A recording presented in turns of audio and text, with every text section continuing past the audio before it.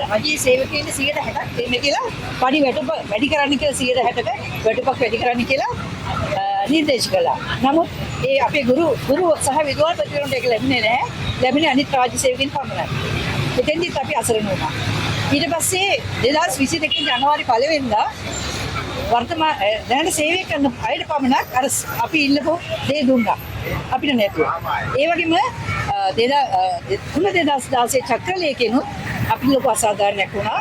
අපේ කණ්ඩායමට එදා ලැබෙන්න තියෙන වැටුප අපිට ලැබුණේ නැහැ. ඒක 2020ට කලපලා දුන්නේ. නමුත් අපිට ඒව ලැබුණේ නැහැ. ඒවත් අයින් වුණා. ඒ වගේම අපිට අඩු වැටුපකට අඩු වර්ධවලට සහ අපිට අඩු විශ්‍රාම වැටුපකට සහ අඩු පාරිතෝෂිකයකට තමයි අපිට අද සිද්ධ වුනේ. මේ 2025